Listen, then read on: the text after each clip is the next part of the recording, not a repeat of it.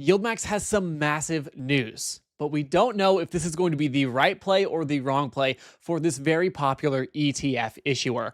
We're going to discuss their new Target 25 funds, all of the funds, the expense ratios, how it's going to work, and some more really interesting information. And I want to know, are you guys interested in these funds? They're not even out yet. They just have the prospectus. So we're going to take a look at that. But I, of course, want to know your feedback.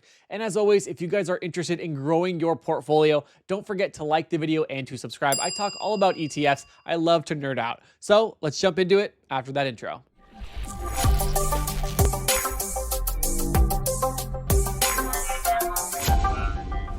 So YieldMax basically tweeted announcing their future announcement. We don't know 100% what this is about, but it's probably going to be these Target 25 ETFs. And the tweet states, "You've asked, we've listened. Exciting changes are coming to YieldMax. Stay tuned." So again, we're going to break down the prospectus, but this is a very big shift for YieldMax for a number of reasons. One, YieldMax is the name of the company, YieldMax. So doing a Target 25 doesn't make a lot of sense from a YieldMax perspective, but maybe they're doing this because competition is steep in the ETF space, which we will discuss again as we get into this prospectus. Lots of good information. I love reading these prospectus. I know it might be a little bit boring, but if you learn to read these, they are so important. And also, YieldMax has a lot of info on their Twitter for those that are big fans of the company. You can follow them on there. You can follow me on there for some info as well. Don't forget to check it out at Spencer Invest. But now let's jump into that prospectus and see if these funds are something we are going to buy. I have to give props as well to Investing with Alex. Check out his channel linked down below in the description. Let's get him to 10,000 subscribers. Please check out his channel. He did a video on these ETFs early, and I want to give my opinion as well and talk about if I'm going to be showcasing them on the channel a lot or not. But definitely go check him out. So we have a whole slew of these Target 25 ETFs, and this idea of a target percentage or a target yield or a target total return, I don't even know which one they're specifically referencing with these, is not new. We have SPYT, we have XPay, both of those are Target 20, and they're going for a 20% yield and hopefully maintaining the NAV, which I assume is going to be the same goal with these funds. They want to get a 25% yield and maintain the NAV consistently, which is harder to do than the Target 20s. And we've seen some good returns with the Target 20s. Who else? I don't know if Rex has AIPI, FEPI, CIPA. I don't know if they're Target 20 funds or if they just yield roughly 20 to 30%. But Target positions are not new, I should say. But we have quite a few funds here. We have AI, AMD, AMZN, COIN or Coin, Mara, MSTR, NVIDIA, PLTR, SMCI, and Tesla. No surprise here, some of their absolute best performers in the group so far. NVIDIA being one of the best. MSTR was very popular for a long time and still is, but has fallen off. And then we have others, Coinbase, AMD, AMZN, Amazon, which is probably a little bit slower. But the goal with these is interesting because a Target 25 fund is, I can see the desire for it, but I don't know if I see the desire over simply holding their weekly pairs like Chippy, GPTY, and LFGY that are kind of more sector specific, that are paying weekly, that also don't have the capped upside or as much capped upside as I'm assuming these funds are going to have with their options performance, because we've seen some crazy growth with a lot of those funds. I mean, GPTY and Chippy, CHPY, have both bounced back amazingly, up like 20, 30% plus. So are these going to be better than that? Are they supposed to be less risky? Are they targeting something that's going to perform better in a bear market? Who knows? Let's jump into the prospectus. Let's talk details and see exactly what these funds are made of. I will say, one thing about these funds is that they are very interesting. Principal investment strategy is that they are trying to get this 25%. So to generate cash distributions based on a targeted annual cash distribution level of 25% and capital appreciation. So it's going to combine synthetic long exposure to the common stock. This is the AI one for C3 AI. Common stock of AI and the use of option strategies designed to generate premiums of that 25%. So it's an interesting idea. It really is. Well, you're getting 2% plus every single month if it was able to hold up. And again, they're trying to go for capital appreciation as well. With these synthetics, it is possible. It's harder to do, especially on a company like C3 AI that probably moves a lot, bounces around a lot with a lot higher implied volatility, which also gives you more premiums. So what's interesting with this strategy And again, none of these are out yet. They're not trading. So this is all just assumptive information. But when it comes to something like this, I see why they have Amazon in here, because you would almost want lower implied volatility to capitalize on that slower growth capital appreciation. And it doesn't really matter how much you're going to get of implied volatility, because if they can keep the distributions around that 2% a month, you would be very solid. At the same point, growing the capital appreciation. So it sounds like this is more so, unlike ULTI, where they're looking for stocks that are going boom, boom, boom, up and down like crazy, hopefully trending upward in the long run. You would be fine with a slower growth that's still generating enough premium to get you that 25%. Maybe it's a little more rocky, maybe it's not super smooth, but then you're getting the capital appreciation with lower implied volatility.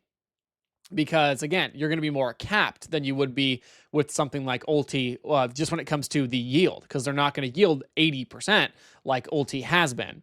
But of course, ULTI's had a NAV problem as well, at least recently. It was very, very solid for a long time, and people kind of forget that sometimes.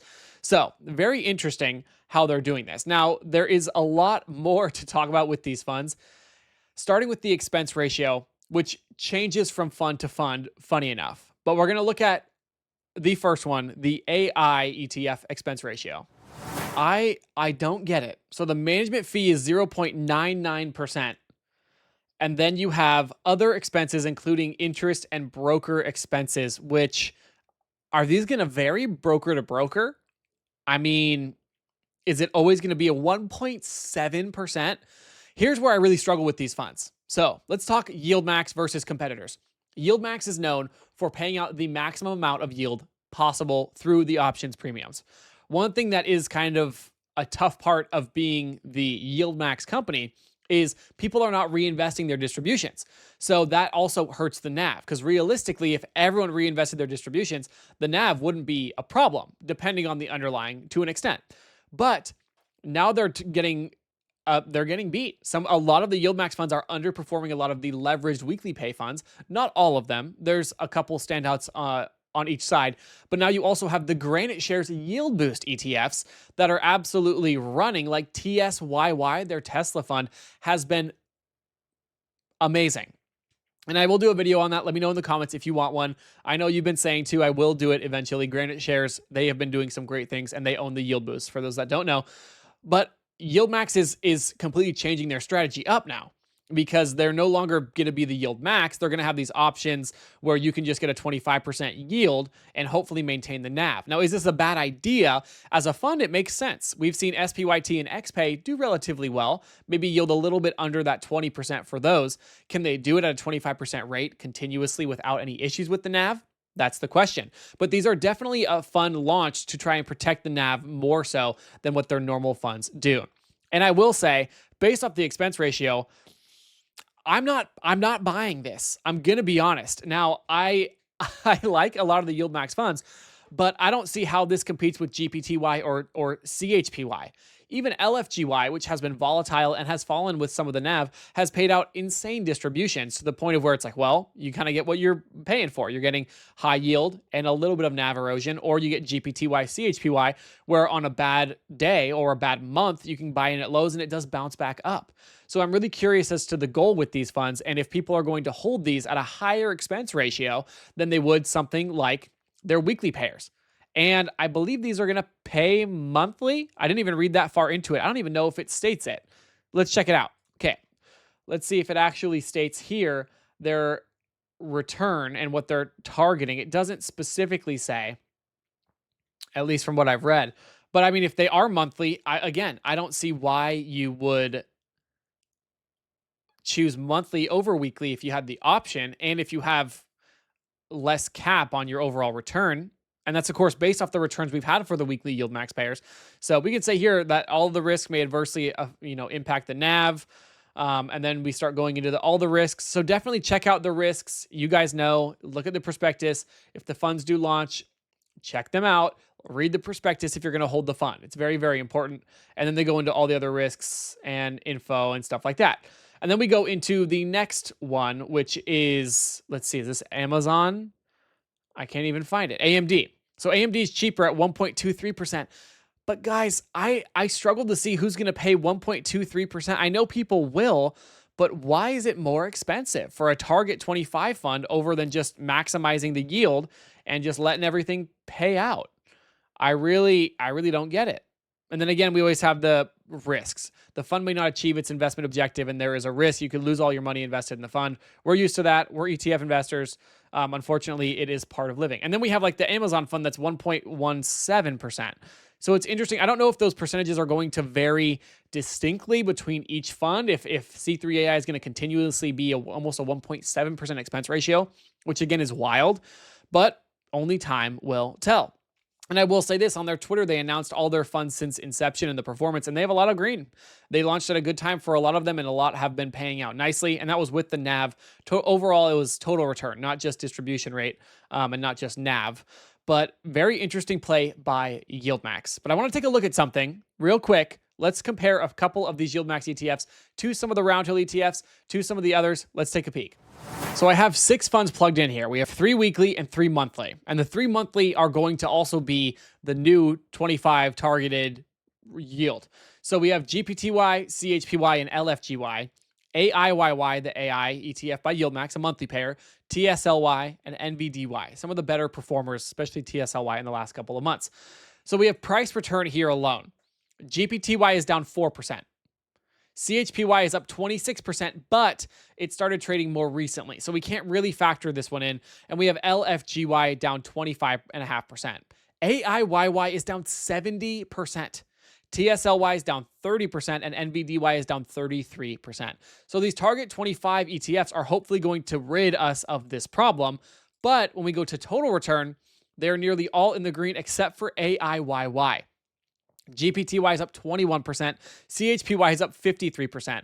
But I will say, again, it launched at a better time. It launched at this low. Had it launched way back when, it likely would not be performing like it has. So that kind of showcases it better. Isn't this tool cool? Seeking Alpha, very well done.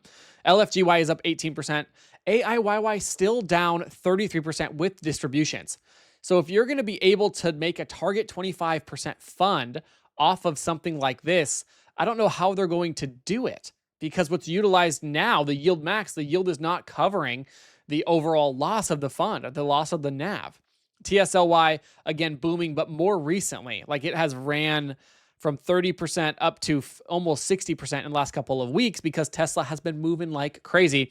And then we have NVIDIA, the consistent winner. But again, at one point, it was pretty in the red. So I'm curious, are these even applicable to audiences? And I want to know what you guys think. Because if you want me to, I'll buy them all. You guys know me. I'll put them all into a fund. I'll put them all into a spreadsheet. We'll track them and see if they're keeping up with that 25%. Maybe I'll do that anyway because it'd be kind of fun, especially as a monthly payer. I'll do a video every single month.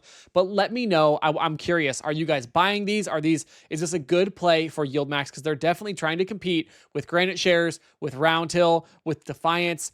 We have XPay, we have SPYT, we have all these other targeting funds, also things like Vista Shares and Tap Alpha that are yielding 16 to 20%. I mean, Vista Shares has 3 target 15% funds now, and they're launching more all the time. So maybe YieldMax is trying to get into some of that more NAV secure market cap, trying to make some money, and definitely they are going to with a 1.64% expense ratio or whatever it was.